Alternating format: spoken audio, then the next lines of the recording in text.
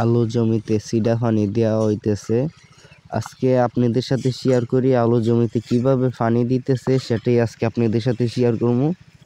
আসলে কিছুদিন আগে আমরা বুড়া পানি দিছি আলু জমিতে, মিরি দেয়া চারসিম পানি গেছে।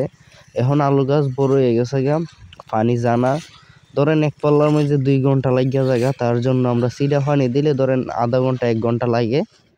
দ্বিতীয়ত হইতেছে অনেক সুন্দর পানি আয়ে, আমি আপনাদেরকে দেখাই সিডা পানিটা দিয়ে কারণটা হইতেছে এখন যদি সিডা পানিটা পাইলে যে আলুটি আছে দেশি আলু এবং বিআইটিসি আলু, যে আলু আমরা দেশি আলু রোপণ করছি তার জন্য বলি আমরা দেশি আলুর কথা।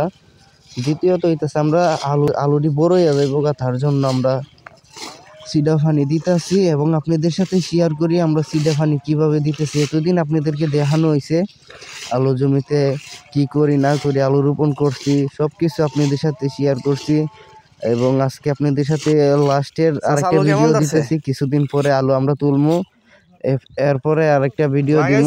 আলু যখন আমরা তুলবো তখন একটা ভিডিও দিব। ধরেন আজকে আলু জমির শেষ ভিডিও আপনাদের সাথে শেয়ার করি, আলু জমিতে মনে হয় আর দিব না।